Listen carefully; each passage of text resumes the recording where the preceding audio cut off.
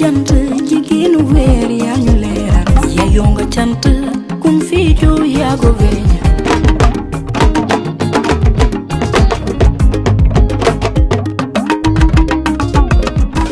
asalaamaaleykum xaritu jotaayu Mimi yi teewlu tey maa ngi leen di nuyu ci samedi bi di bëgg a waxtaanee ak yéen tey li nga xam ne mooy violence bi nga xam ne moom la ñu gis ci fan yi violence d'État laa ko mën a tuddee ndax image yi nga xam ne Sénégal yépp gis nañu ko waaw ay militaires yu sol seeni tenue di toj vitre opposant Ousmane Sonko gàddu yóbbu ci ku ñibbi këram ak yeneen i mbir yoo xam ne am na fi plus de 138 détenus suñu ay xale ñu ngi ci kaso bi pour des faits politiques loolu nag dafa di loo xam ne lii booy seet ma saam ci Sénégal démocratie bi sax na fi yàgg na fi manifestation yàgg na fee am opposition yàgg na fee am waaye lii nga xam ne gis nañ ko ci fan yi vraiment man ci sama wàllu bopp dama koy ñaawlu maa ngi dégg ku bokk ci camp présidentiel naan état moo am le monopole de la violence déedéet état amul monopole de la violence état li mu war a def mooy moytu violence en direction des citoyens surtout citoyen boo xam ne voilà jàppoo ko ci def ñaawteef jàppoo ko ci violer la loi kuy ñibbi voilà ñu jël ay crosse toj ay vitres vraiment loolu dafa ruslu daal ci sunu démocratie loolu dafa amatul fenn ci ñi nga xam ne ñooy suivre bu ngeen jëlee tàppee Sénégal politique liy njëkk a génn mooy image yi mooy vidéo yi mu wër àddina yëpp kon loolu vraiment luy gàkkal suñu démocratie la te aussi li nga xam ne du ñu ko gis ci écran yi mooy xale yi nga xam ne daanaka ñu ngi leen di rafle ci ñuy contester ci ñoo xam ne ñii voilà ñu ngi ci ay réseaux sociaux ak ñu ni mel climat boobu nag nga xam ne maanaam mbiru xoqatal la mbiru tiitalaate loolu moo fi war a jeex rawatina nag li nga xam ne moom te man mi aussi ma dund ko mooy ñëw rek jël ab député parce que neexu moom a génne ko assemblée nationale waaye dem nañ ci beneen escalier boo xam ne bi vraiment violence boo xam ne bi mosu fee am moom la ñu fi gis kon loolu war nañ ko dénoncer képp koo xam ne kii boo waxee ñu àddu la képp koo xam ne kii nit ñi wóolu nañ la war ngaa yëkkati sa kàddu pour que loolu dakk parce que nag wax dëgg yàlla du loolu la ñuy xaar en 2023 ci régime mu président Macky Sall kon président Macky Sall war naa exercer responsabilité am fileeg février 2024 parce que foofu ci lay jeexale kooku moom toujours ma wax ko waaye ci diggante bi mu fexe ba jàmm dellu siwaat mu fexe ba vraiment violation yi nga xam ne moom la ñuy gis mu dakk parce que nag moom mooy le premier responsable ci liy xew ci réew mi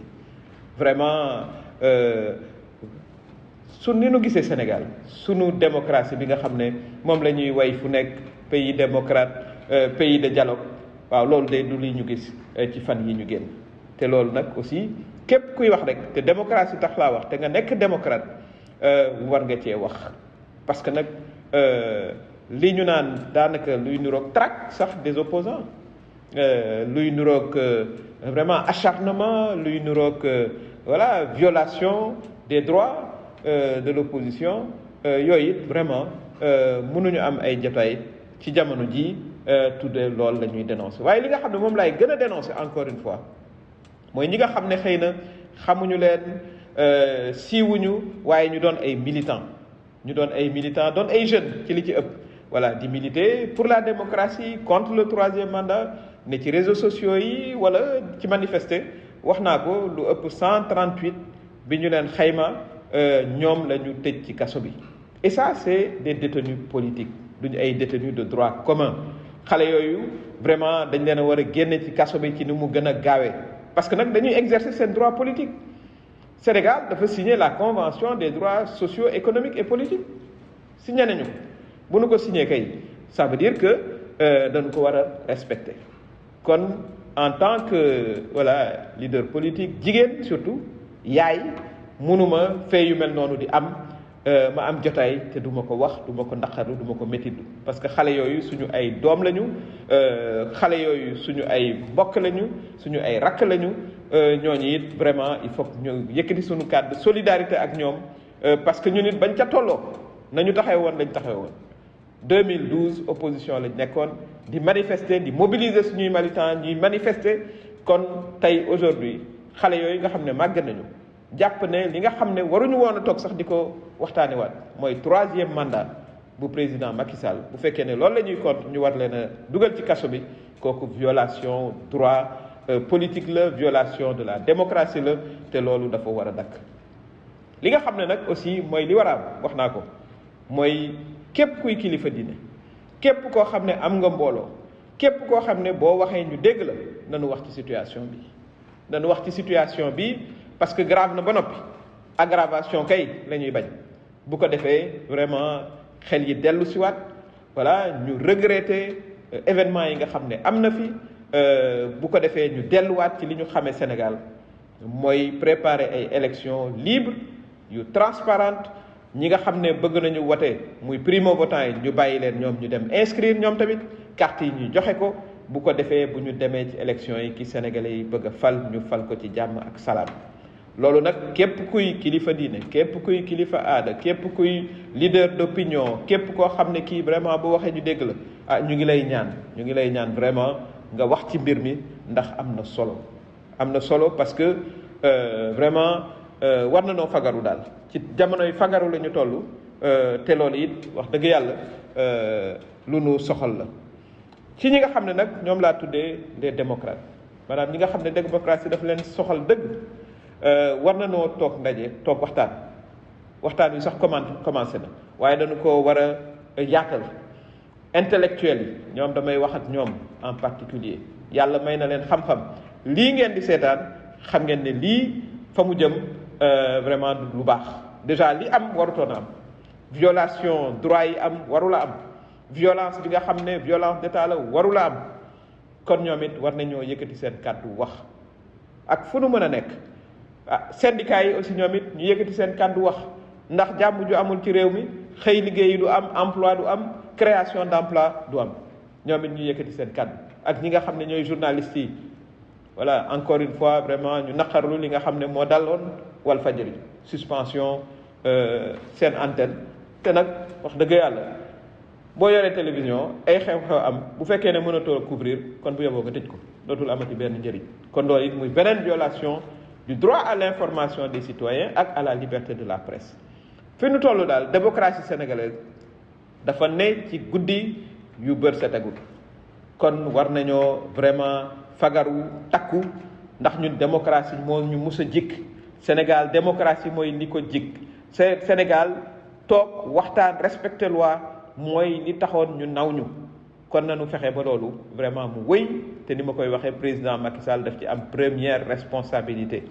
ndax mooy le premier agent de la sécurité de ce pays c'est le président Macky Sall kon ñu waxaat aussi suñu force de l'ordre yi ni ma ko mës a waxee ñoom ci ñun la ñu bokk du côté du peuple nañ ciy bàyyi xel ci peuple bi lañ jógee ci peuple bi la ñuy dellu si waat kon ñu def vraiment li nga xam ne mooy seen mission mooy protéger les populations protéger les citoyens nag mooy citoyen amul mu bokk far ci waa kër président Macky Sall wala mu nekk opposition citoyen yépp la ñu war a bokk protéger respecter seeni droits bu ko defee Sénégal continuer li nga xam ne mooy di lu ko xamee ci lu rafet ci wàllu démocratie en tout cas encore une fois ñu ngi vraiment ñaawlu naqarlu événement yi nga xam ne amoon nañu keroog ci tribunal bi voilà te mu def le tour du monde ay jël ay crosse di toj ay fenêtre opposant Ousmane Sonko génne yóbbu buñ ci paree traquer les jeunes loolu dama ciy insister tout particulièrement parce que amuñu tour ñoom voilà ñun ñoo leen di xam parce que ñu ngi ci réseaux sociaux yi ñu ngi voilà te ci ñoom nag ci avenir du Sénégal nag ci ñoom la nekk ndax ñoom ñooy 70% de la population kon ñooñu dañuy yëkkati suñu baat tey vraiment exprimer leen suñu solidarité di ñaan ci ni mu gën a gaawee ñu génne leen parce que duñu ay samba boy voilà duñu ay bandi c'est dañu yor seen idée di ko exprimer kon loolu it dañu toll ci jamono joo xam ne képp kuy njiit da nga war a nangu ne expression démocratique dafa changer. Voilà, expression démocratique nag dafa bokk ci démocratie. Voilà, buñ la waxee loo xam ne neexu la wala d'accord ci nga mën koo muñ xale yooyu nag ci loolu lañ newoon. kon ñooñu it aussi ñu ngi leen di taxawal di leen waxal waa di ñaan aussi avocats yi nga xam ne mën nañ joxe seen temps gratuitement ñu dal di ñëw ànd def un vraiment collectif des avocats bu ko defee xale yooyu ñu lim leen ci kaso yi leen tëjee mën leen a taxawal mën leen a génne ñu delluwaat ci seen activité en tant que citoyen yuy exercer seen droit politique. loolu moo doon tey li nga xam ne bëggoon naa ko waxtaan ak yéen maa ngi leen di gërëm di leen sant.